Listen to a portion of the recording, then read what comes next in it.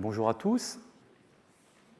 Donc, lors de la séance de la semaine précédente, qui formait le premier volet de ce diptyque sur Osiris Sauveur, nous avions vu que la qualité de Dieu Sauveur, donc la capacité pour une divinité de répondre aux sollicitations directes de la population pour la justice, la santé et d'autres domaines de la vie quotidienne, ce pouvoir salvateur, donc, était attribué aux grands dieux du panthéon égyptien à partir du Nouvel Empire, et particulièrement à Amon. Ce pouvoir peut être aussi assumé par des dieux spécialisés, comme le dieu Shed, nous l'avions vu.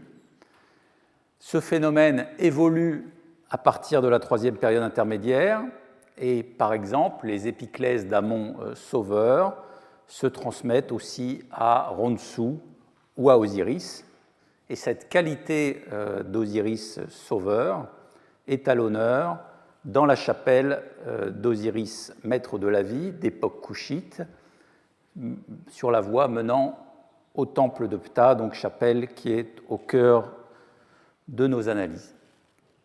Alors avant d'aborder aujourd'hui les éléments dont nous disposons sur le fonctionnement des chapelles osiriennes, et en particulier celle-ci, il nous reste à considérer les deux autres formes d'Osiris présentes dans l'édifice, à côté de celles que nous avons déjà vues, donc Osiris, maître de la vie, et Osiris, le sauveur. Ce sont donc les formes d'Osiris, celui qui secourt le malheureux, Pa-Usheb-Yad, et Osiris, à l'œil bienveillant, Pa-Nefer-En-Iretef. Alors commençons par la première, donc l'épiclèse Osiris, Pa-Usheb-Yad, celui qui secourt le malheureux.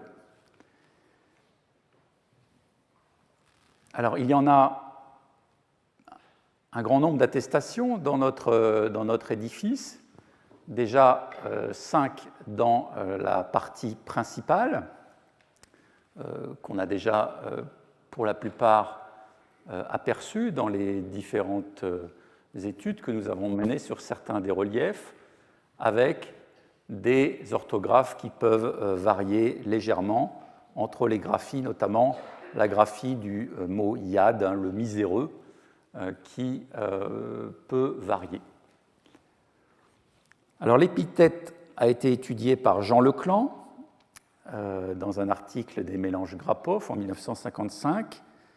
Jean Leclan en a établi définitivement le sens, qui avait déjà été suggéré par le Wörterbuch de Berlin. Donc, la traduction « celui qui secourt le malheureux ».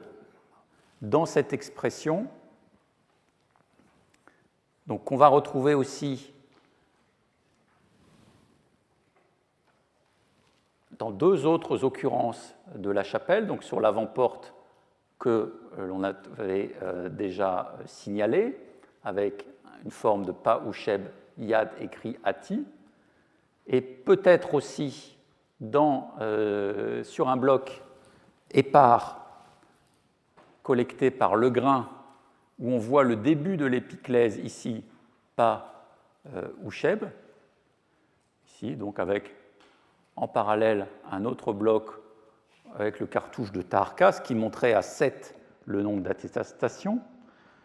Donc dans ces 7 attestations, le terme Usheb a le sens de répondre d'eux, intercéder pour, secourir, et est proche d'une autre expression, An Usheb,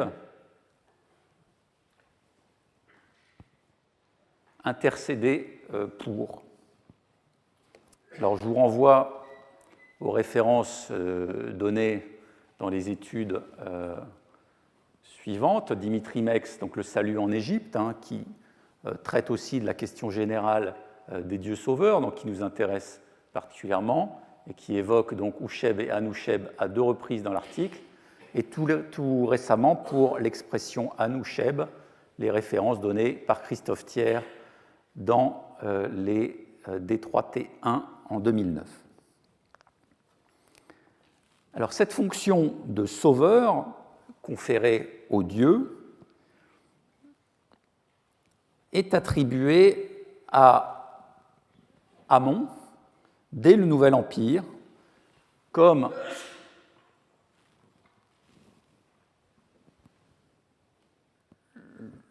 le dit, donc, comme en témoigne l'obstracone Borchardt, publié par Georges Posner dans son article célèbre Amon, juge du pauvre, dans les mélanges riqueux. Et dans cet ostracone, qui comporte une prière, le dieu Amon est décrit comme celui qui intervient pour le miséreux qui se trouve dans la détresse. Donc Némer, avec le sens de malheureux, miséreux, et ici Yad dans la relative qui suit. La prière se lit ainsi: Amon-Ré qui intervient pour le miséreux qui se trouve dans la détresse, puisse-t-il faire que le tribunal soit unanime en donnant satisfaction au miséreux, si bien que le miséreux ait gain de cause et que celui qui a apporté un pot de vin soit mari. Donc je cite la traduction de Georges Posner. Donc, comme le note l'éditeur, il n'est pas question ici, dans cette prière, qu'Amon intervienne directement, physiquement, pourrait-on dire. Il doit simplement infléchir l'avis du tribunal. Donc on voit aussi l'intervention qui est demandée aux dieux, donc se mettre du côté du pauvre, du misérable, contre ceux qui cherchent à tordre la vie des juges par la corruption.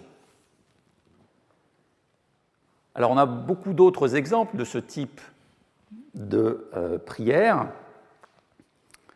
dans lesquelles, pour certaines, on demande aux dieux une intervention sans intermédiaire, comme dans ce passage qui est cité également par Posner, dans le papyrus Anastasie II. Amon prête l'oreille à celui qui est seul au tribunal, qui est miséreux, qui n'est pas riche. Le tribunal l'a dépouillé de l'argent et de l'or au profit des scribes de l'Anat et des vêtements au profit des huissiers. Puisse-t-il se trouver qu'Amon se transforme en vizir pour relâcher le miséreux? Puisse-t-il se trouver que le miséreux ait gain de cause, en sorte qu'un miséreux l'emporte sur un riche? Donc là, on s'adresse directement à la divinité pour qu'elle corrige en quelque sorte le système judiciaire qui a désavantagé celui qui n'avait pas de moyens sur celui qui était capable d'engraisser en quelque sorte les membres du tribunal. Et donc on a ce qui se développe énormément au Nouvel Empire, la conception d'une divinité qui peut compenser en quelque sorte les vices du système social égyptien. Alors pour revenir à ce qui nous intéresse, donc l'épiclèse, celui qui secourt le malheureux dans son libellé précis, on va le retrouver à partir de la troisième période intermédiaire, associé aux formes d'Amon qui sont en vogue donc au premier millénaire. Certains graffitis, alors on appelle des graffitis en quelque sorte des ajouts d'épigraphie secondaire en quelque sorte à des parois qui ne sont pas prévues pour recevoir des scènes structurées, des reliefs qui ornent habituellement le temple égyptien. Donc certains graffitis non datables précisément, et qui pourraient dater de la troisième période intermédiaire, représentent des formes d'Amon associées à l'épiclèse Pa ou Sheb Yad. Donc elles ont été recensées notamment par Peter Brand dans un article d'un colloque publié en 2007. On a un graffito avec représentation d'amont dopé, donc l'amont de Luxor, qui est Paouchebiad, amont qui secourt le malheureux. Donc c'est un graffito qui a été ajouté sur le mur est de la cour solaire du temple de Luxor. Et puis on a un autre graffito, considéré comme tel, qui est situé sur le montant est de la porte nord de la colonnade du temple de Luxor, qui associe donc à une représentation assez fruste d'Amon ityphalique le nom d'Amon-Ré Kamoutef, taureau de sa mère, associé donc à l'épiclèse qui secourt le malheureux. Alors le texte a été édité très soigneusement par l'équipe de l'Epigraphic Survey de Chicago House de Luxor. Vous avez le détail de l'édition. Alors j'avais une petite suggestion à faire sur la traduction, puisque, comme vous le voyez, donc le texte est légèrement corrompu dans la deuxième partie, et les éditeurs donc, ont considéré qu'on avait les traces après Amon-Ré Kamoutef, probablement d'un Netcher ici, N-H, donc traduisent Netcher, Nash, Mighty God, Dieu puissant. Alors, je ne suis pas certain que ce soit la meilleure restitution possible, et on a la possibilité de suggérer une autre possibilité que vous avez ici. Donc, si on considère qu'on avait I devant le M, et puis ensuite on a les HF, on pourrait comprendre qu'il s'agit d'Amon-Ré Kamoutef INHF qui vient à celui qui l'appelle, celui qui secourt le malheureux. Alors, celui qui vient à celui qui l'appelle, c'est une expression très courante dans la phraséologie des dieux sauveurs, et ça conviendrait particulièrement bien à ce passage. Évidemment, on ne peut pas être catégorique étant donné l'état du texte.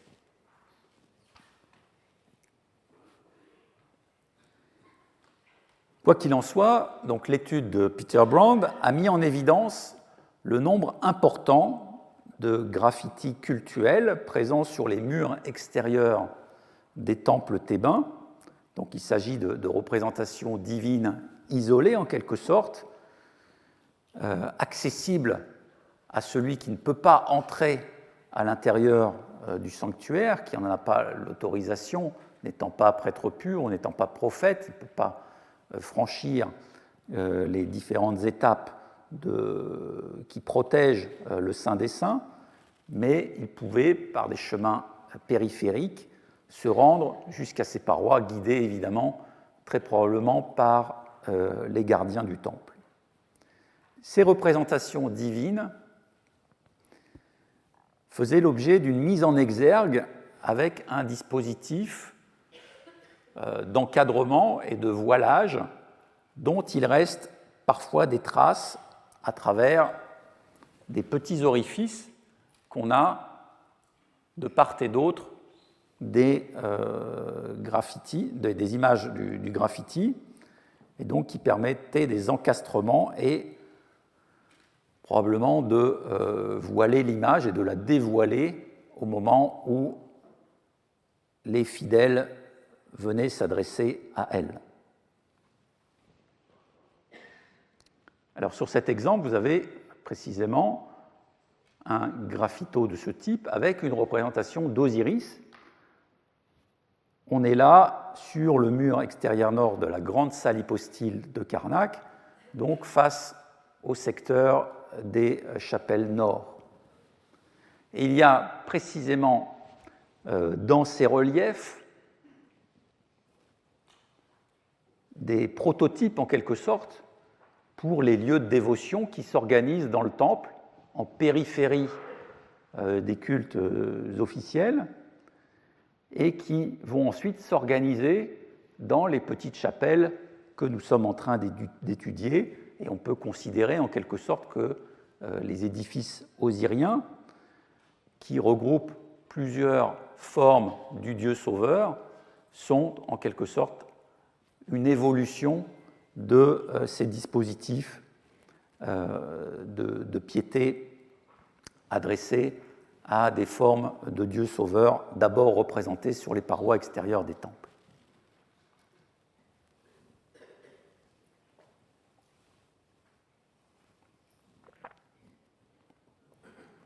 Alors, on notera que pour ce qui concerne donc l'épiclèse Paouchebiab, celui qui secourt le malheureux, elle ne disparaît pas avec la basse époque. On la retrouve dans des titulatures de prêtres du clergé thébain, que l'on connaît à travers des statues qui ont été découvertes dans la cachette de Karnak, preuve que cette épiclèse continuait à être utilisée, à être associée à des formes divines. Alors en l'occurrence ici, on a affaire au statut de prophète d'Amon, maître des trônes des deux terres, qui secourt le malheureux. Les statues sont datables de la fin de la 30e dynastie et de l'époque, ou début de l'époque ptolémaïque. Il y a deux statues appartenant à des membres de la même famille, donc Roat, propriétaire de la statue Ker JE 37342, et son fils Montuemat, propriétaire de la statue JE 36905B. D'ailleurs, cette statue est très similaire à celle de son père. Et donc, parmi les offices composant la titulature de ces prêtres, on a la charge de prêtre d'Amon-Ré, maître des trônes des deux terres, qui secourt les malheureux, ce qui montre que cet intérêt pour les dieux sauveurs ne s'est pas évidemment éteint à la basse époque, mais on continue à avoir ce type de guichet divin pour des dieux sauveurs jusqu'à l'époque ptolémaïque et au-delà. On a donc la possibilité de suivre, même si c'est par très petites touches, l'évolution de cette épiclèse paouchébiade sur une longue durée, depuis le Nouvel Empire jusqu'à l'époque ptolémaïque. Et ce qui est assez frappant, c'est que cette épithète cultuelle est associée d'abord aux formes d'Amon, on l'a vu, avant d'être transférée à Osiris à la 25e dynastie, et qu'ensuite elle va être à nouveau attestée pour le dieu Amon. Alors on ne peut pas tirer de conclusions trop définitives d'une documentation qui est, comme vous l'avez vu, très, très parcellaire, mais on a quand même l'impression que l'époque couchite, la 25e dynastie, a marqué un moment particulier de la promotion d'Osiris en tant que dieu sauveur, au milieu d'un continuum, évidemment, qui faisait du dieu Amon le dieu principal vers lequel on se tournait pour les besoins de la population.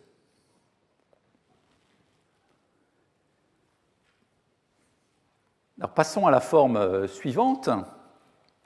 Osiris, Panéfer Enhiretef, celui à l'œil bienveillant. Donc nous avions vu auparavant que cette forme apparaît sur un bloc épars, qui n'est pas connecté directement à notre édifice d'Osiris, maître de la vie, mais comme il s'agit d'un bloc symétrique d'un montant de porte faisant apparaître Taharqa et Osiris, celui qui secourt le malheureux, on est tout à fait tenté, et on pourrait dire en droit, de le rapprocher de la chapelle qui nous concerne. Même forme divine, même date. Bon, évidemment, il est toujours possible qu'il y ait eu d'autres édifices à la même période montrant ce type de représentation. Donc d'un côté, Taharqa faisant offrande, consacrant des offrandes devant Osiris, celui qui secourt le malheureux, et de l'autre, on a la cartouche de la divine adoratrice chez Pénoupet II, dont on voit aussi le haut de la coiffe composé de 2 plumes. Et cette divine adoratrice donc faisait elle aussi offrande à une forme d'Osiris qui est en l'occurrence Osiris Panéfer Enhiretef, celui à l'œil bienveillant. Alors cette épiclèse Panéfer Enhiretef est bien attestée par des lieux de culte situés notamment dans le delta. On connaît une stèle de donation, nous reviendrons sur ce type de document plus tard. Donc, la stèle Hermitage 18499 de l'Ancès d'Amasis, qui mentionne une donation donc faite au bénéfice d'Osiris Panéfer Iretef, ou N-Iretef. L'inscription concerne une chapelle de culte située, comme Jean Yoyotte l'a montré, entre Nocratis et Saïs, donc en Basse-Égypte. Pour Jean Yoyotte, l'épiclèse osirienne Panéfer Enhiretef, renvoyant donc à l'œil divin, était une épiclèse lunaire du dieu, liée au mythe du remplissage progressif de l'œil lunaire, mise en parallèle avec la reconstitution et la renaissance du corps osirien. Alors on a quand même une difficulté avec cette interprétation, et même deux, c'est que d'une part, on voit mal en quoi le lien avec le mythe lunaire jouerait un rôle dans la capacité de Dieu sauveur d'Osiris. Et puisqu'on a une épiclèse qui commence par cet article « pas celui qui », on est dans la catégorie des épiclèses fonctionnelles, qui, dans la plupart des cas, renvoient à une possibilité d'action du Dieu pour sauver l'individu. Et d'autre part, dans certains documents, on va avoir une variante de l'expression Panéfer Enhiretef avec Panéfer Irtifi, donc celui aux deux yeux bienveillants. Donc là, comme l'avait déjà noté Anthony Lehi, on est dans une difficulté plus grande pour pouvoir connecter cette épiclèse avec l'aspect lunaire d'Osiris. Alors vous le voyez sur cette base de statuettes d'Osiris, conservée au Petri Museum, on a une invocation à Osiris aux yeux bienveillants sur le dessus de la base, qui répond d'ailleurs à un motif qui se trouve à l'avant, où on voit deux yeux Ujjat, donc les yeux reconstitués, saints, à côté, de part et d'autre d'un signe Néfer, qui veut dire bon. Mon hypothèse a été de voir dans ce groupe et dans l'expression Néfer Irtifi deux éléments de dispositif apotropaïque qui mobiliseraient le bon œil ou les bons yeux, les yeux bienveillants, contre les forces du mauvais œil. Alors le mauvais œil occupe une place particulière dans l'étude des conceptions magiques, surtout parce qu'il n'est que finalement peu rattaché à des entités divines particulières d'une part, et d'autre part parce qu'il s'agit d'un phénomène qui dépasse très largement la sphère égyptienne. Il s'agit, comme vous le savez, d'une croyance extrêmement répandue dans les différentes civilisations de l'Antiquité jusqu'à nos jours, et à laquelle un grand nombre d'études ont été consacrées par les historiens des religions, les anthropologues, les folkloristes. Alors, dans la plupart des cas, la notion de mauvais œil est attachée à celle d'envie, de convoitise envers un être beau et saint. Le mauvais œil jeté sur cet objet du désir va amener au dépérissement ou au malheur de celui-ci.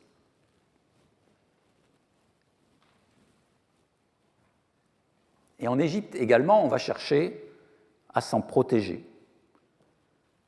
Alors, dès les hautes époques de la civilisation égyptienne, on a l'image d'un œil mauvais, hypnotiseur, destructeur, qui est par exemple connecté évidemment à l'image du serpent Apophis. Mais on va avoir à partir de la troisième période intermédiaire la mention de plus en plus fréquente d'une entité indépendante, mauvais œil, qui va se faire jour dans la documentation et donner lieu à des dispositifs prophylactiques. Alors, je vous ai indiqué quelques références majeures sur la question du mauvais œil, où vous pourrez trouver toute la bibliographie complémentaire. Alors, il faut noter évidemment que cette pratique de repousser le mauvais œil n'est pas cantonnée à ce qu'on pourrait appeler de la magie populaire. Ce sont des rituels qui sont intégrés au rite du temple, et dans le grand temple d'Edfou, donc à l'époque ptolémaïque, le rituel de repousser le mauvais œil va être par exemple inclus dans la liste des ouvrages conservés dans la bibliothèque sacrée du temple.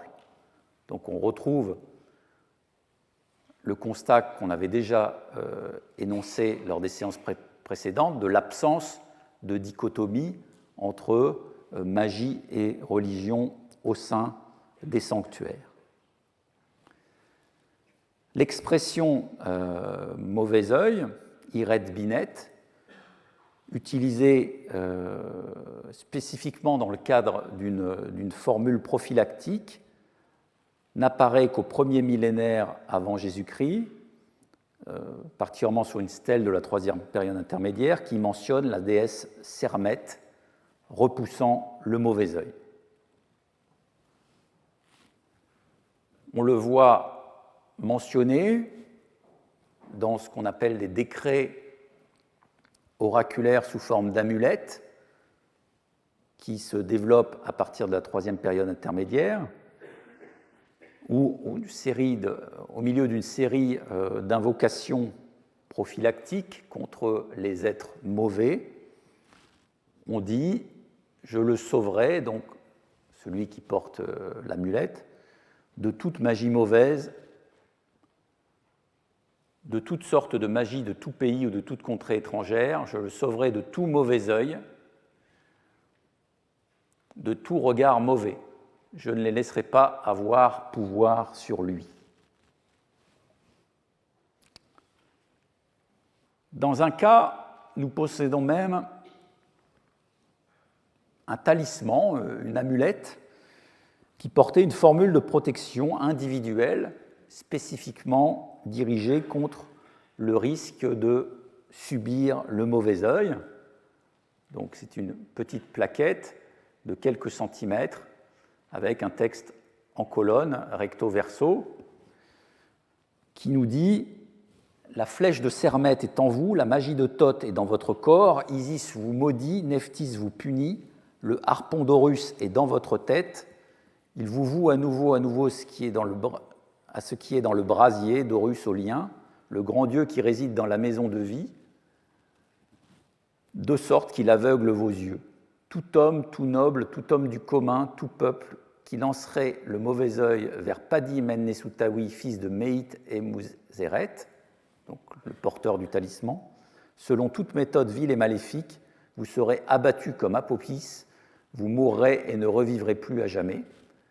Et on ajoute à la fin de l'invocation cette Yehudjat pour augmenter encore le pouvoir prophylactique de l'amulette.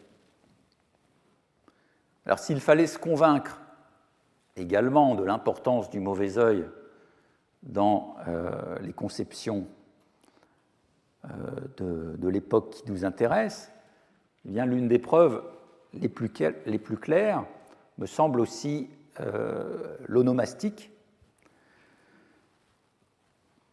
Il est bien connu que les nouveau-nés en Égypte ancienne pouvaient recevoir des noms mettant sous la protection d'un dieu ou, d'un autre côté, des noms à valeur prophylactique. Et là, on est dans ce deuxième cas.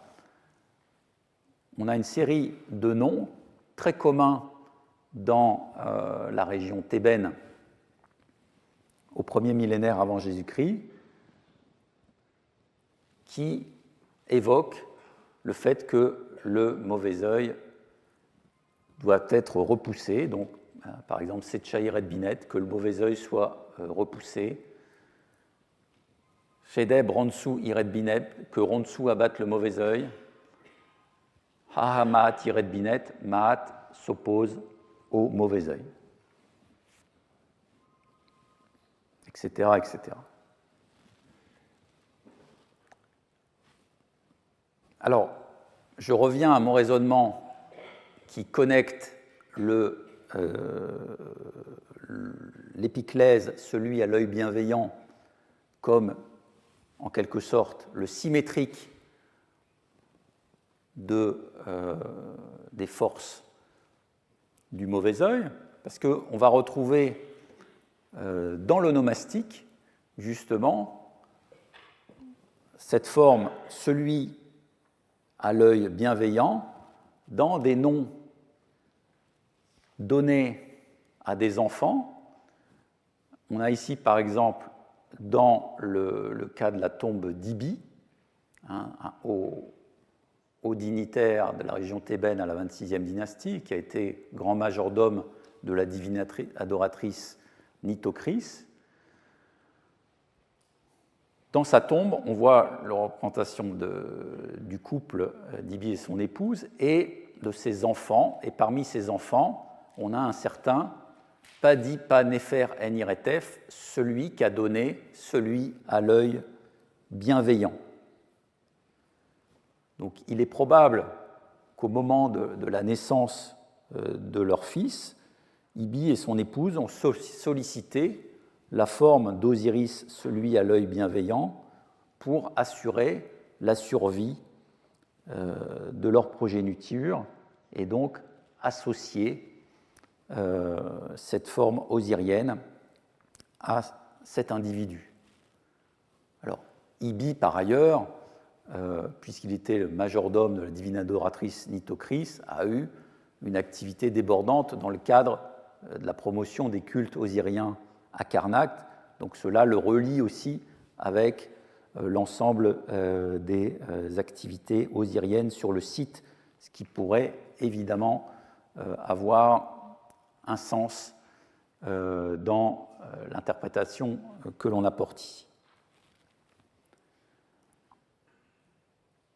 En tout état de cause, donc il me semble que cette épiclèse, celui à l'œil bienveillant, porté par Osiris, eh bien, joue un rôle similaire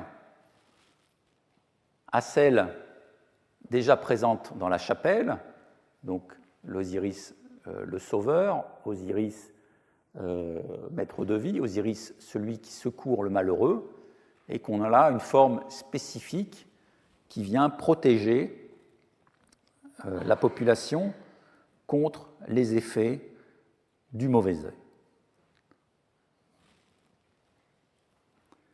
Alors après avoir fait le tour d'horizon de ces formes osiriennes, venons-en maintenant à ce qu'on peut dire du fonctionnement des chapelles, en s'intéressant au texte qui nous donne des précisions sur ce fonctionnement. Comme c'est notre habitude, et d'une certaine façon, comme il s'agit d'une des seules méthodes qui permettent d'éviter de reconstruire l'histoire sur des hypothèses trop fragiles, nous nous tournons vers des documents qui évoquent littéralement comment les Égyptiens concevaient la fondation et le fonctionnement de telles chapelles. Et de fait, parmi ces sources, on va trouver des évocations de la création de tels lieux dédiés au culte d'Osiris dans son rôle de sauveur, des documents qui apparaissent en nombre à partir de la troisième période intermédiaire et que l'on nomme des stèles de donation, fixant donc dans la pierre des donations royales ou privées pour des sanctuaires ou de petites fondations cultuelles. Alors, je ne dis pas que ces stèles apparaissent au premier millénaire, puisque ce type de document existe depuis le milieu du deuxième millénaire, mais il devient abondant dans le delta à partir de la troisième période intermédiaire et jusqu'à la fin de l'époque saïte. À cette époque, les temples constituent, dans le contexte instable de l'Égypte morcelée et secouée par les invasions étrangères, des lieux de relative stabilité sur lesquels les potentats et les particuliers s'appuient pour garantir la pérennité de leurs propres intérêts. Et donc ces stèles de donation vont permettre de stabiliser en quelque sorte des revenus pour ces personnages, qu'ils soient puissants ou qu'ils soient des particuliers, dans le contexte d'un temple auquel ils s'associent. Le fait que l'investissement soit fait donc, à côté des temples les plus importants, dans des chapelles parfois modestes, dédiées à des formes particulières d'Osiris, répond forcément aussi à un mouvement général d'intérêt croissant de la population pour ces guichets divins, on a déjà employé cette expression, dans lesquels, naturellement, il était pertinent d'investir de la part des commanditaires ou des gérants pour le compte du roi. Donc là, on a, à travers ces stèles de donation, un aperçu d'un versant économique des pratiques religieuses que nous allons simplement effleurer ici, mais il faut évidemment avoir à l'esprit que les fondations que nous allons voir sont des fondations pieuses, mais qu'elles répondent aussi à une logique économique. Donc, je vous ai fourni quelques indications bibliographiques sur les stèles de donation. L'article fondamental est celui de Dimitri Mex de 1979, qui donne une première liste très détaillée de toutes les stèles connues, liste qui a été complétée par son article de 2009. Analyse très importante d'Hermann de Molnar dans la RDE 44 qui corrige l'interprétation de certains textes Et puis, pour une vision globale du processus économique à l'œuvre sur toute la période, avec des références aussi sur l'économie générale en Égypte, vous avez l'article de Juan Carlos Moreno Garcia dans l'encyclopédie d'égyptologie de Los Angeles en ligne. Alors prenons un exemple, cette stèle de donation conservée à Londres sous le numéro 1655 au British Museum a été publiée par Anthony Leigh, mais son interprétation a été définitivement établie par Herman de Meulenaar. Dans cette stèle, le roi Néchao II offre un terrain de 20 arours, donc unité de mesure. Un arour, c'est environ 2300 mètres carrés. Offre donc ce terrain à Osiris Pa-iri-en-Némérou, le compagnon des pauvres. Donc une forme d'Osiris tournée, elle aussi, vers le secours des malheureux. La position du terrain est fixée par rapport à un autre terrain qui le jouxte à l'est et qui a fait l'objet d'une donation antérieure de 10 arours effectuée par un particulier qui s'appelle Shageg, fils de Rer. Donc il s'agit cette fois d'un chant de 10 arours fait à une autre forme d'Osiris, donc Osiris Iretef Mtoneb, dont l'œil est dans chaque territoire. Alors, on ne connaît rien de précis sur la réalité archéologique de ces fondations. On voit simplement comment elles étaient adossées à un patrimoine foncier qui servait à alimenter le culte et à entretenir, par reversion des offrandes, le personnel qui en avait la charge. On voit ici aussi qu'il y avait un voisinage entre deux de ces fondations, donc l'une à Osiris, le compagnon des pauvres, l'autre à Osiris, dont les yeux sont dans tous les territoires. Et ce n'est qu'un aperçu très fugace de la réalité du terrain, au hasard d'une documentation dont on ne possède qu'une infime partie, mais cela permet d'extrapoler l'ampleur du phénomène de la multiplication de ces petites fondations à des formes d'Osiris sur tout le territoire égyptien.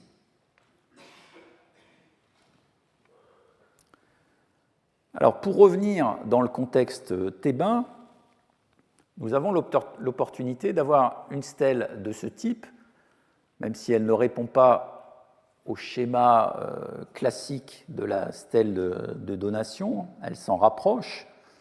On avait déjà eu l'occasion d'évoquer ce monument. Il s'agit d'une stèle malheureusement dépourvue de contexte de découverte, qui a été vue dans les années 1970 chez un antiquaire de Luxor, sans qu'on puisse avoir une quelconque idée de son origine. Elle devait forcément se trouver à proximité de la chapelle dont elle décrit la fondation.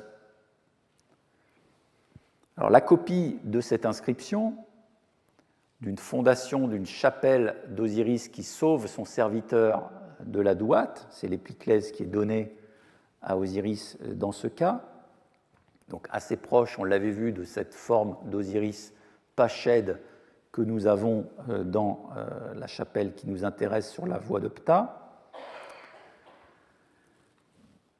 Donc l'inscription a pu être établie par Erhard Greffeux et Moga Wassef par le biais d'une photographie de l'objet. Et on ne sait absolument pas ce qu'est devenu cette stèle non plus. Elle est actuellement sans localisation précise. Le cintre de la stèle montre une double scène d'offrande, avec d'une part à gauche le roi Taharqa qui consacre des offrandes à Amon, maître du ciel, et d'autre part, à droite, la divine adoratrice Shepenupet II, qui agite les cistres au-dessus d'une table d'offrande, devant Osiris qui sauve son serviteur de la Douate, donc du monde souterrain. Donc, on est là dans un contexte très proche de l'édifice d'Osiris, maître de la vie. La publication de Greffeux-Wassef a établi les éléments caractéristiques de cette fondation et a signalé que le monument se présentait comme la copie d'un texte administratif, d'un acte notarié, qui est d'ailleurs fortement redondant, avec plusieurs récapitulatifs à différentes étapes. Le texte ne mentionne en revanche aucun détail, malheureusement, sur le fonctionnement cultuel ou théologique à l'intérieur de la chapelle, en dehors du mobilier qui est mobilisé. Alors, entrons dans le détail du texte. L'introduction est la suivante. L'an 21, le deuxième mois de la saison Pérette, le jour 4 du pharaon Taharka, vie, santé, force, comme Ré éternellement, ce jour où a été établie la fondation pour Osiris qui sauve son serviteur de la Douate, qu'a fait le supérieur des serviteurs de l'approvisionnement de la divine adoratrice, Pa-NP, fils de Payef Yuyu, juste de voix. Liste des biens fournis à l'Osiris qui sauve son serviteur de la Douate pour la fondation afin que cela soit établi éternellement. Inventaire. Une chapelle de 2 pièces et de 4 portes, dotée de gardiens marqués au fer à son nom. Donc ensuite on a le nom des gardiens, des 3 gardiens. Gemenef Orparebak, Rampashemes Orpare et Naïgrouzir Rouj. Et puis récapitulatif, au total donc 2 pièces et 3 hommes pour le gardiennage. L'introduction de cette stèle permet d'abord de situer historiquement l'inauguration de la chapelle de manière précise. Donc l'an 21 de Taharka correspond à l'année 670-669 avant Jésus-Christ. Rappelons que la construction de notre chapelle d'Osiris Nebor, maître de la vie, doit être, elle, datée entre 679 au plus tôt et 667 au plus tard. Donc les 2 monuments sont sensiblement contemporains. Alors on a la chance d'avoir dans ce texte la désignation même d'une chapelle, ce qui n'est pas si fréquent, composée. Donc c'est le mot repère qui est employé, qui donne ensuite une structure, qui se décompose ensuite en 2 pièces. Alors pour les appellations des chapelles osiriennes, on doit dire que on reste dans un certain flou et qu'il n'y a pas de désignation spécifique dans la documentation pour caractériser ce type de monument. À travers les textes, vous allez trouver repères, comme ici, donc qui désigne un temple, Utnecher, qui désigne aussi un temple ou un sanctuaire, notamment dans l'inscription d'Ibi qu'on a évoqué tout à l'heure, grand intendant de la divine adoratrice Nitocris, inscription qui se trouve sur sa statue stélophore conservée au Caire. Eh bien, il dit qu'il a construit une chapelle ou un temple pour son maître Osiris Utnefer, et donc on emploie le mot ici Utnecher. C'est aussi le mot qui est employé dans la scène de dédicace de la chapelle d'Osiris Ekadjet, on l'avait vu. Et puis on peut simplement utiliser le mot père, comme dans l'évocation de la chapelle d'Osiris Upiched, au nord-est de Karnak, qui est aussi un temple d'Isis, et donc on emploie l'expression père Asset. De manière globale, il n'est pas possible d'isoler une désignation particulière renvoyant au terme à la réalité des chapelles osiriennes. Et nous-mêmes, nous employons ce terme chapelle comme une commodité pour désigner ces petits édifices, mais on pourrait évidemment les présenter aussi comme des temples.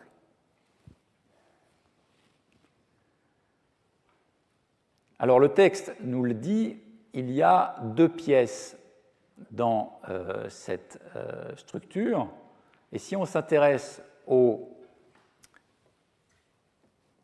à la configuration habituelle des chapelles osiriennes thébaines, on va pouvoir retrouver aussi ce type de configuration, donc avec deux pièces. C'est le cas notamment pour la chapelle d'Osiris, maître de la vie, qui protège le malheureux. On va le retrouver dans certaines autres chapelles osiriennes, notamment au nord-est de Karnak. On a la chapelle d'Osiris Upished, qu'on évoquait à l'instant, ou Osiris qui inaugure l'arbre Ished, qui est aussi désigné sous l'appellation temple d'Isis, où on va avoir aussi une séparation entre deux pièces pour un édifice de très petite dimension. Mais bien sûr, ce n'est pas un plan standard, et on notera que d'autres chapelles de dimension supérieure peuvent posséder 3, voire 4 pièces, comme dans certaines chapelles de la rue bordant le domaine de Karnak Nord, donc au nord du temple de Ptah, où les vestiges montrent des édifices à la configuration un peu plus élaborée. Donc là encore, difficile de renvoyer à une standardisation de ces édifices cultuels. On note que 3 gardiens sont affectés à la chapelle, donc l'identité elle en est donnée dans le texte, on l'a vu. Le rôle de ces gardiens dépasse forcément celui de simple portier, puisqu'ils devaient s'occuper aussi de la gestion quotidienne du fonctionnement de la chapelle, y compris la collecte des revenus qu'elle produisait. Et on s'aperçoit que dans l'acte de fondation de cette chapelle, il n'est pas fait référence à un prêtre réellement chargé du culte qui s'y déroule, et on imagine que dans un aussi petit édifice, les portiers, les gardiens de porte, devaient jouer ce rôle de guide des fidèles au quotidien à l'intérieur de l'édifice. Alors un mot sur la localisation possible de cette chapelle, pour dire évidemment que nous n'en avons aucune idée. On suppose néanmoins qu'il y a une connexion avec la partie nord du domaine d'Amon, puisque le texte mentionne, on va le voir, des membres du clergé actifs à Karnak Nord, et aussi un représentant de l'administration de la divine adoratrice Shephenupet II. On sait que le domaine de la divine adoratrice se trouvait au nord du temple d'Amon. Donc ici, vous avez un plan tiré de la description de l'Égypte. Les savants de l'expédition de Bonaparte avaient déjà cartographié cette zone et repéré de nombreuses constructions, des restes de portes, des ruines, ce qu'on appelle les ruines du Nord, qui marquaient la présence de nombreuses activités constructrices dans ce secteur. Les explorateurs et archéologues qui ont succédé aux savants français ont aussi prospecté dans la zone et trouvé certains vestiges caractéristiques, notamment Wilbur, dans son journal, mentionne la découverte par Grébeau en 1888 d'une petite chapelle de Chépénoupet à environ 400 mètres au nord du premier pylône de Karnak, dont seules les fondations seraient visibles. Et nous n'avons aucune trace de cette petite chapelle dans la documentation ultérieure, mais c'est une candidate possible à l'identification de la structure qui nous intéresse. En tout cas, dans les travaux les plus récents que j'ai pu mener sur les documents d'archives relatifs à ce secteur, donc au nord du temple d'Amon et à l'ouest du domaine de Mantou, de Karnak Nord, eh bien, on peut établir le fait qu'il y avait à cet endroit un palais dédié à la divine adoratrice, Ornès Léféribré, différents éléments associés, notamment on sait depuis les travaux de Robichon qu'il y avait un monument à colonnes de Nitocris datable de la 26e dynastie. Et puis, récemment, lors de prospections menées en lien avec le Dewatering Project dans le secteur de Naga-Malgata, donc au nord du temple de Montou. Donc il s'agissait de faire passer à ce moment-là des canalisations pour drainer les eaux afin qu'elles ne viennent pas dégrader le secteur du temple de Karnak. Donc entre les maisons modernes, Edwin Brock a pu faire les relevés d'un certain nombre d'éléments archéologiques, notamment des blocs au nom de Chépénoupet II, qui révèlent la présence de plusieurs édifices liés à la divine adoratrice dans ce secteur, donc la partie ici au nord du sanctuaire de Montou. Donc il s'agit d'un secteur extrêmement riche archéologiquement, qui est malheureusement rendu inaccessible par le fait que des villages modernes s'y sont installés, mais on devait avoir dans ce secteur à la fois le quartier résidentiel de la divine adoratrice et un certain nombre de petits édifices cultuels et probablement un certain nombre de chapelles osiriennes associées à ces édifices. Donc c'est un secteur dans lequel, effectivement, pouvait se situer, mais ça ne reste évidemment qu'une hypothèse, la chapelle d'Osiris qui secourt son serviteur dans la Douate. Alors revenons à la suite du texte.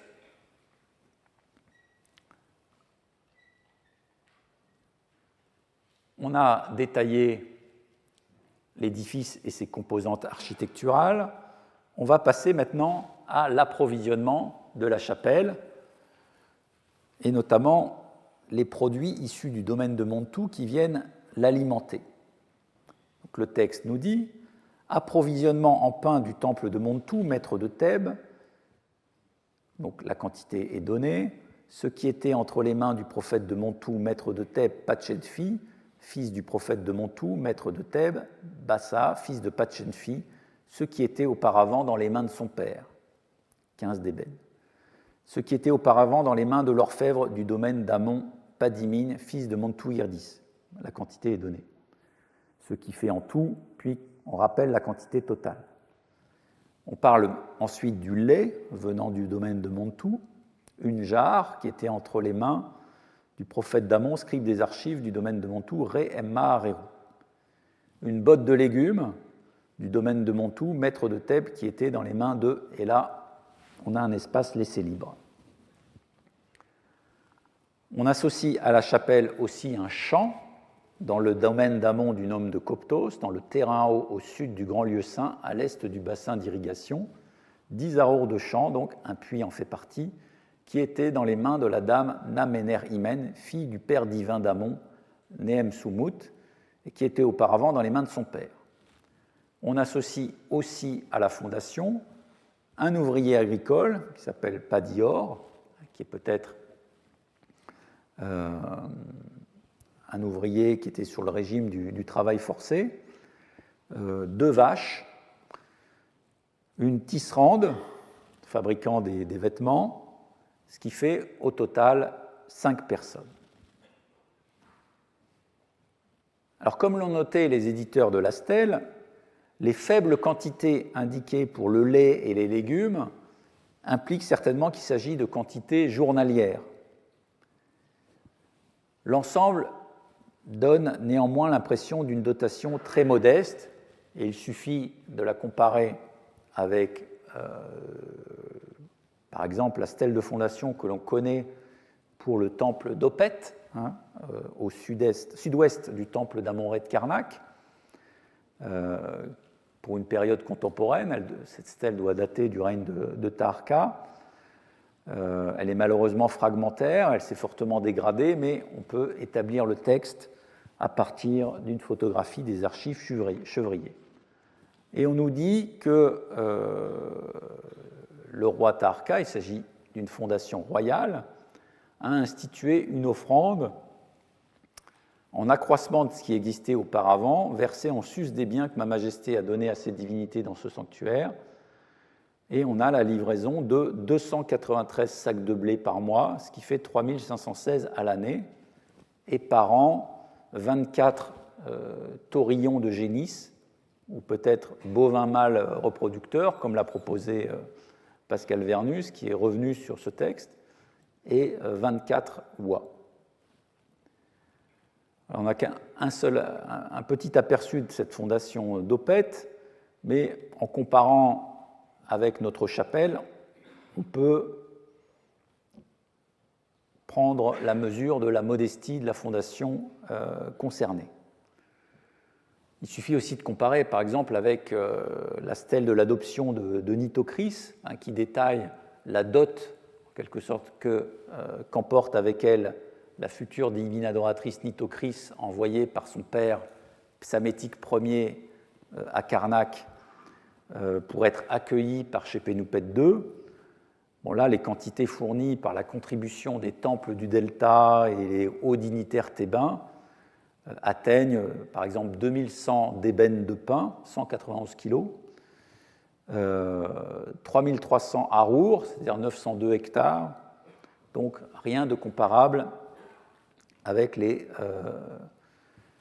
quelques d'ébène de pain de la modeste chapelle et puis ces 10 arours de terrain.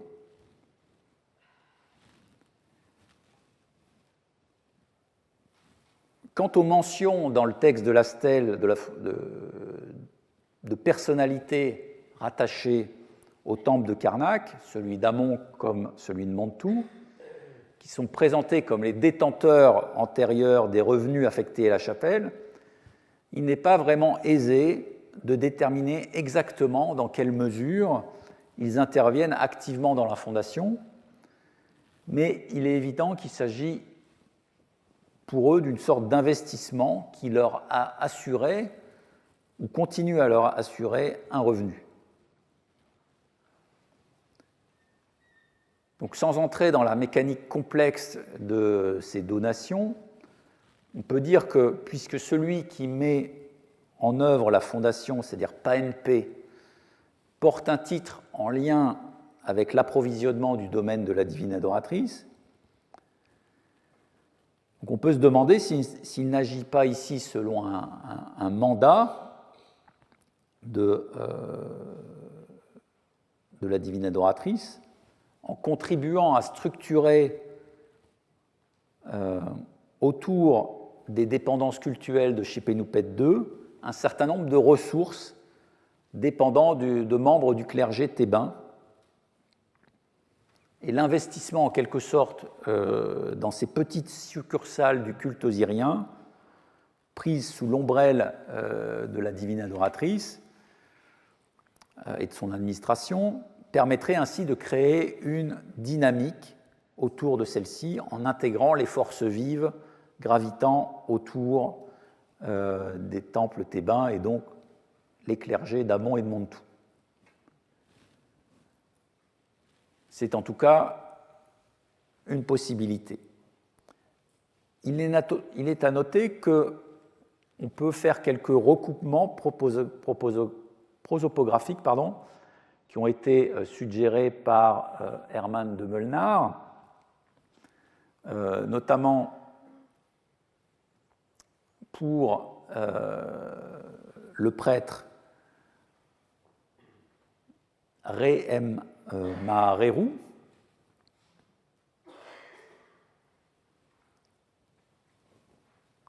qui est prophète d'Amon, scribe des archives du domaine de Montou. Ce personnage est connu parce que son fils, qui s'appelle Padi Emennesuttawi, figure parmi les signataires du fameux papyrus oraculaire de Brooklyn, qui est daté de l'an 14 de Psamétique Ier, donc, où figurent près de 50 hauts personnages du clergé d'Amon et de Montou. Et puis, Re-M. Mahareru est vraisemblablement le fils de la princesse Sobdet M. Aout, dont Raphaël Meffre a publié récemment le cercueil intérieur. Et sa publication confirme que cette princesse appartenait à deux maisons royales de la fin de l'époque libyenne. D'abord, celle d'Héracléopolis, où a régné son père Pefchaoui Bastet au moment de la campagne militaire de Pianki, et ensuite, je cite toujours Raphaël Meffre, celle de Haute-Égypte, au travers de son grand-père Roudamon, le dernier représentant connu de la 22e dynastie dite thébaine. Donc, sans entrer dans le détail, ce Re-M. Mahareru appartient, on le voit, à une lignée prestigieuse.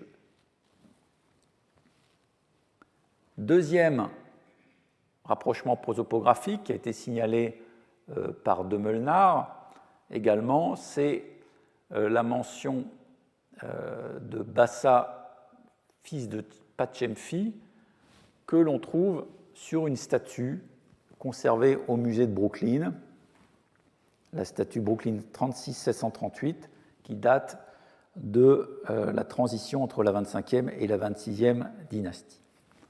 Mais là, en dehors de la connexion prosopographique qui peut être faite, évidemment, il est difficile d'en tirer des éléments supplémentaires. En tout cas, on voit que ceux qui sont mobilisés dans la fondation de la chapelle ne sont pas forcément des personnages de second ordre. Avançons dans le texte. Nous arrivons ensuite à l'énoncé des composantes du mobilier cultuel de la chapelle, avec une liste d'amulettes qui est donnée, les amulettes en or, liste, une amulette Ouja, un collier Ouzer, un collier ou un bracelet qui orne le vêtement, un anubis en lapis-lazuli, deux ménates, une statue d'Horus, une statue d'Amon probablement, et 7 colliers en pierres précieuses véritables, ce qui fait un total de 15 amulettes. Alors on peut rapprocher à titre d'exemple l'amulette de statue d'Horus du texte de celle de la fin de la 25e dynastie, découverte à Méroé dans la tombe 760, mais ce n'est qu'un élément de comparaison. Dans son ouvrage récent sur les amulettes, Joachim Quack, en citant ce passage, note que, je le cite, « Il est remarquable de voir comment, d'une part, des objets que nous considérions plutôt comme des éléments de parure et d'autre part, des ustensiles primaires du culte, comme la ménite ou ménate, sont inclus dans la catégorie des amulettes. Cela pourrait, d'une part, soulever le problème de savoir si une différenciation entre amulettes et bijoux est vraiment adaptée à la pensée égyptienne, et d'autre part, il faut parfois se demander, en particulier pour les contrepoids ménites ou ménates, si des objets à l'origine fonctionnels ont été ramenés au niveau d'amulettes, par exemple en les miniaturisant. En tout cas, le statut d'amulette Saou, qui est conféré à ces objets, leur donne un rôle dans des rites de protection magique. Alors il est difficile d'en dire plus. Est-ce qu'on les posait sur une statue d'Osiris conservée dans la chapelle? Est-ce qu'on les transmettait provisoirement à celui qui faisait une requête en prononçant une formule? Toutes ces configurations sont possibles. Et puis on a dans la chapelle aussi des ustensiles en bronze qui sont listés dans l'inventaire de la fondation avec des tables d'offrande, des vases de tout type, des braséros, des bassines, des encensoirs, des aiguières, des pieds pour supporter les braséros, etc. Ce qui constitue en quelque sorte le trésor de la chapelle, son capital métallique, pour un total de 400 d'ébène, 36,4 kg. Alors en guise d'illustration, j'ai mis aussi, tout à fait à titre anecdotique, un objet beaucoup plus soigné que ceux qui devaient figurer dans cet inventaire, un pied soutenant un plateau avec des cupules en bronze doré qui provient de la tombe de Pianki, du début de la 25e dynastie. Mais on voit à quel type d'objet notre liste devait se référer en analogie avec ces exemplaires archéologiques.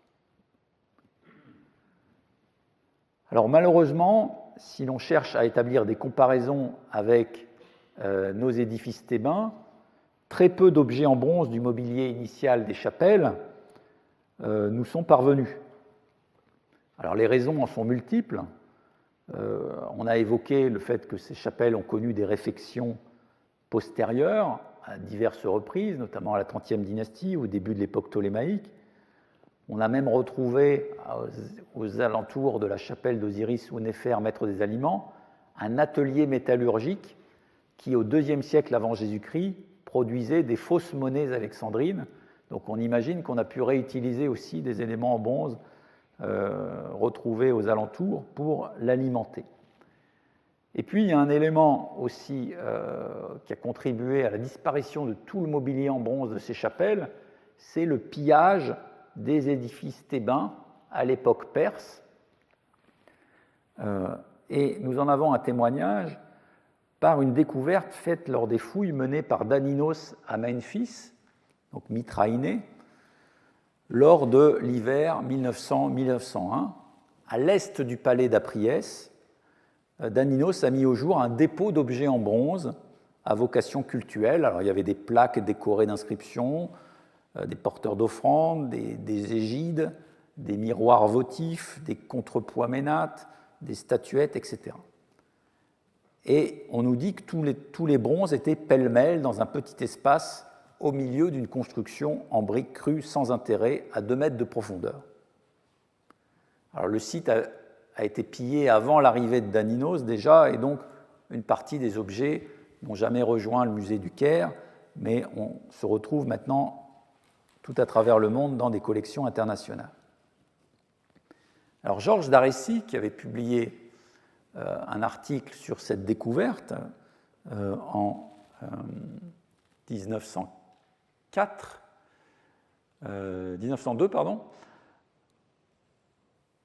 a fait l'hypothèse suivante. Puisque parmi les plaques que l'on trouve plaques inscrites que l'on trouve dans ce mobilier, il y a constamment des mentions de Thèbes ou Asset, il suggère que cet amas de bronze résulte d'un pillage de Thèbes lors de la conquête de Cambyse et que ces bronzes avaient pu être arrachés aux chapelles thébaines ou pris dans leurs trésors sacrés. Et cette intuition de D'Arécy me semble tout à fait juste, elle est confortée par l'étude détaillée du matériel, et notamment par l'étude des plaques. Donc vous avez ici un exemple de ces plaques en métal représentant soit des porteurs d'offrandes, soit des personnages royaux, un roi ou divine adoratrice. Ici, on a Aménirdis. Ces plaques devaient originellement faire partie de meubles où elles étaient clouées par des fixations qui se trouvent en haut et en bas. On a l'exemple de tels meubles en bois ornés de plaques métalliques sur les représentations du Nouvel Empire, notamment dans le temple de Luxor. Et si l'on étudie ces plaques en détail, on s'aperçoit qu'une série cohérente montre à la fois le nom d'Osiris Ou-Néfer Neb-Jephaou, Osiris Ou-Néfer, maître des aliments, et associé à cette plaque centrale des représentations d'Amasis, donc le pharaon, qui est précisément celui qui est représenté dans la chapelle d'Osiris Ou-Néfer, maître des aliments, à Karnak, que nous avons déjà évoqué. Donc il est extrêmement probable que ces plaques proviennent du pillage d'éléments de mobilier de la chapelle thébaine, qui est voisine directement de la petite chapelle d'Osiris, maître de la vie, que nous étudions. Donc cela donne une idée des processus de pillage qui ont été à l'œuvre à l'époque perse, dont on a vidé ces petits édifices thébains de leur mobilier pour les emporter et pour les fondre pour le métal. Et donc, cela explique que l'on retrouve en fouille très peu d'objets liés au culte dans ces édifices.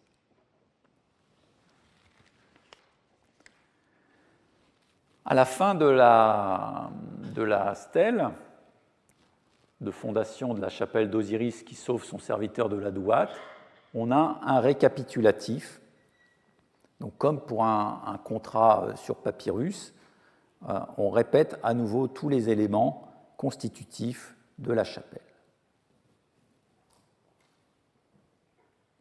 Donc là, on a un aperçu vivant, en quelque sorte, administratif, de ce qui constituait l'environnement de ces petites chapelles osiriennes et ce qui permettait de les faire fonctionner. Alors, pour comprendre également le fonctionnement des chapelles osiriennes de Karnak, il faut les rapprocher d'autres petits édifices qui étaient en fonctionnement également à Karnak, ce qu'on appelle les chapelles de magie guérisseuse. Donc des édifices spécifiquement consacrés à la guérison des malades. Et ces édifices sont attestés à certains endroits du temple. La mieux connue, c'est une chapelle du début de la 26e dynastie, dédiée par Horuja, grand voyant dans Héliopolis, dans le temple de Mout à Karnak. Vous en avez l'image de cette construction restaurée par l'équipe de Richard Fazzini, qui en a piloté l'étude, les textes ayant été étudiés par Claude Tronecker.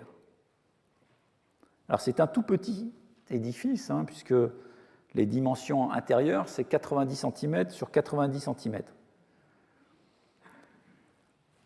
Les reliefs intérieurs de cette chapelle reproduisent notamment le récit célèbre de la guérison d'Horus, piqué par un scorpion, donc guérison qui est menée par les soins d'Isis et de Thoth, donc textes qui reprennent des formules bien connues par la stèle méternique, qui date d'une époque postérieure, de la 30e dynastie, donc un magnifique stèle magique conservée à New York.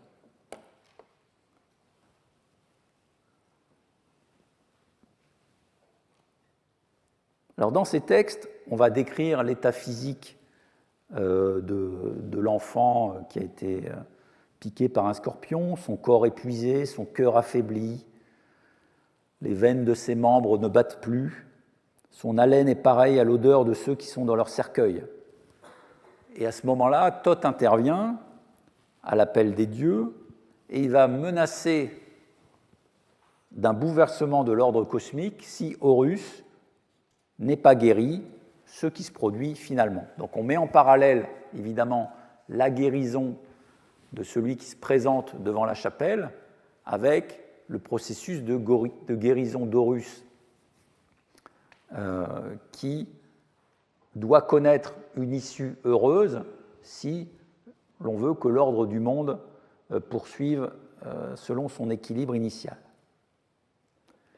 Donc en quelque sorte, les patients étaient partie prenante du drame d'Horus, se projetaient dans le destin de la divinité. Il devait y avoir une sorte de mise en scène avec une forte charge émotionnelle dans cette petite chapelle. On devait mettre en scène la performance de ce texte magique pour pouvoir parvenir à guérir la personne qui se présentait.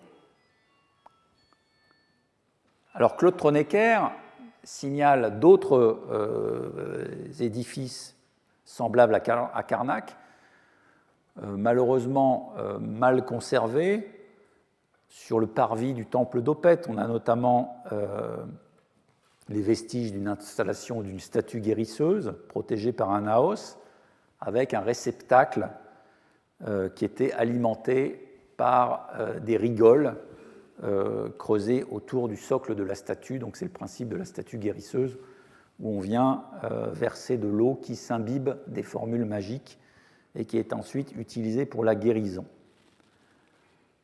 On sait aussi que des hauts membres du clergé thébain faisaient ériger des stèles magiques ou des statues guérisseuses aux abords du temple.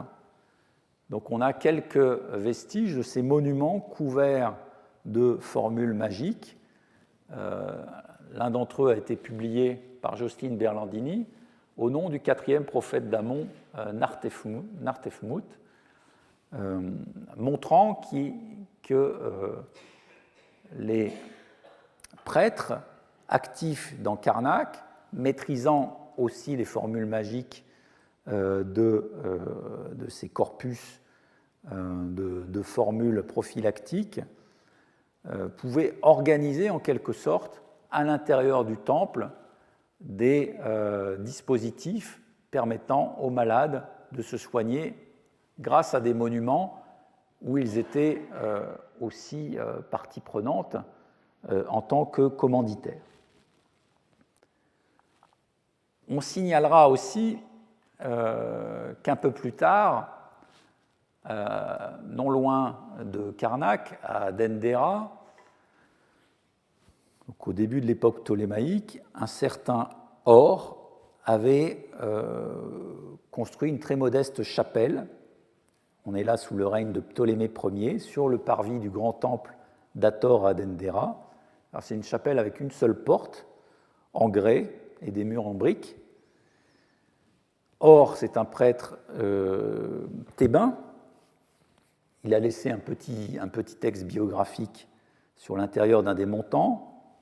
Donc, la chapelle a été publiée par Sylvie Coville et elle a donné une traduction de ce texte, donc rédigé par Or, qui est scribe du temple d'Amon-Ré, roi des dieux, ce qui le rattache clairement au temple de Karnak. Et dans les textes de cette chapelle, on a une formule pour repousser le mauvais œil. Paroles à dire, je suis Isis la grande, mère du dieu, aimée de chaque dieu. Mon œil droit est fardé de collier vert, mon œil gauche est fardé de collier noir. De wadj est posé sur ma tête. Je viens du ciel, je sors de l'horizon pour repousser le mauvais œil de ce temple, la nuit, le jour et à chaque moment de la journée. L'ibis vivant et triomphant de tous les ennemis a récité 4 fois. Alors, comme le note Sylvie Coville, la formule semble compresser 3 interventions divines, donc Isis, Horus avec ses yeux fardés et Thoth qui traditionnellement vient du ciel pour apporter les formules magiques. Donc l'allusion aux yeux fardés, évidemment, renvoie aussi aux yeux saints et protégés qui s'opposent au mauvais œil. On retrouve exactement le contexte de lutte contre le mauvais œil que l'on a évoqué tout à l'heure au sujet de la chapelle d'Osiris-Néban. Donc c'est tout simplement un autre exemple de ces tout petits édifices de protection magique, de magie guérisseuse, qui devaient être très nombreux aux alentours des temples et organiser un véritable business de différents guichets divins permettant à tout un chacun qui rencontrait des problèmes ponctuels de santé, mais aussi pour tout autre problème de la vie personnelle, de venir rencontrer le Dieu et de trouver une solution à ces difficultés.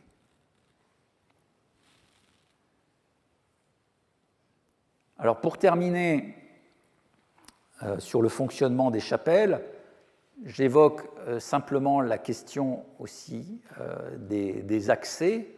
Évidemment, comme cela a été évoqué tout à l'heure, tout un chacun ne pouvait pas se rendre au cœur des sanctuaires, aller jusqu'au fond même des petites chapelles, et on avait l'habitude, évidemment, de gérer de manière hiérarchisée les accès aux édifices, d'où la multiplication aussi des lieux d'accès aux divinités salvatrices à proximité des portes des édifices. Alors, la question a été étudiée de manière approfondie dans des contributions récentes auxquelles je vous renvoie, notamment par exemple celle de Philippe Colombert, Pratiques cultuelles et épiclèse divine aux portes des temples égyptiens, qui recoupe en partie la documentation que j'ai évoquée aujourd'hui, et puis sur les lieux où on adresse des prières aux divinités. Un ouvrage récent est paru sous la plume de Madame Preischischke Borsian, Bittplätze an ägyptischen Tempeln von 7 Jahrhundert, etc., paru à Münster en 2021. Pour ne vous donner qu'un exemple tiré d'une chapelle qui est à proximité de notre édifice, la chapelle d'Osiris Ou-Néfer, maître des aliments, on s'aperçoit que à l'entrée de l'édifice, donc un relief qui était visible quand la porte en bois s'ouvrait vers la droite, à l'intérieur du passage, laissait voir une forme d'amont qui était là aussi une forme d'amont en quelque sorte sauveur, amont pas néfer séraire, un amont aux bonnes directives, un amont conseillé,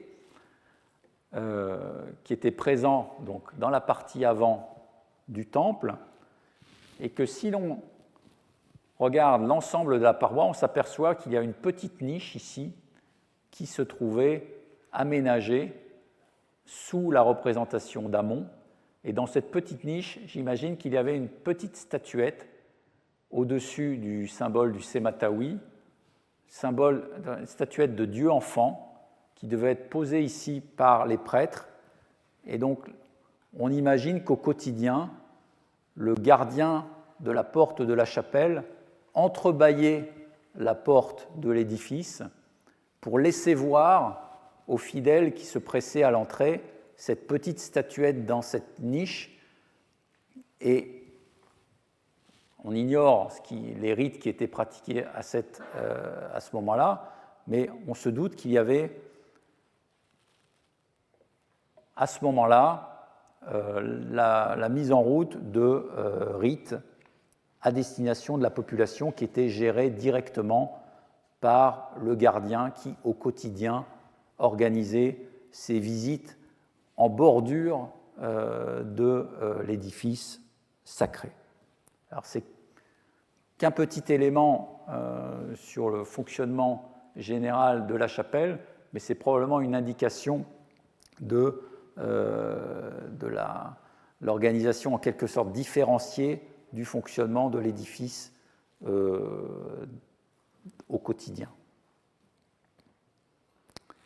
Pour conclure, nous avons vu donc dans ces 2 séances consacrées à Osiris Sauveur comment la personnalité d'un Osiris répondant aux besoins de la population en quête de guérison ou de protection s'était construite au sein d'un mouvement général de promotion des lieux abritant des dieux sauveurs, en marge des grands temples, mais en s'intégrant sans difficulté au fonctionnement de ceux-ci.